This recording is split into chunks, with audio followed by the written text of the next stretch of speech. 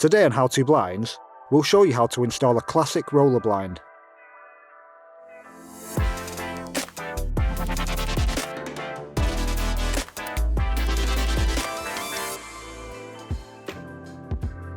First, we're going to mark out our universal bracket positions. Using a pencil, strike a point at least 55mm away from the window. And do the same for the other side of the recess.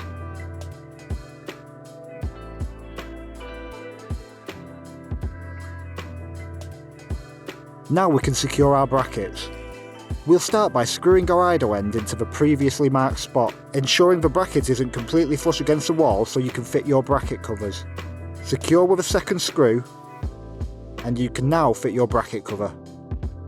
Once the idle end is secure, we can do the same with our control end bracket.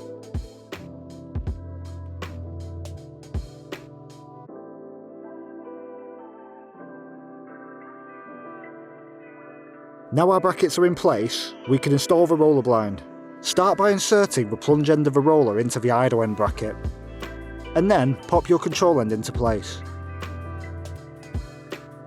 Once installed, we'll double check the operation of the blind.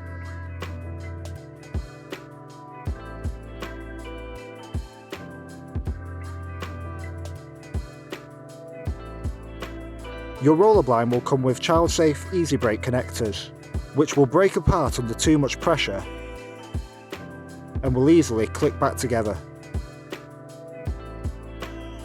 Now we can move on to the motorised roller blind. Install your brackets in the blind the exact same way as before. The limits of the blind will already be set, so when you press down on your one-touch remote, the blind will go down to your lower limit, and vice versa with your upper limit when you press the up button. And that's how to install your manual and motorised classic roller blind. Thanks for watching, and remember to like and subscribe for more on How To Blindz.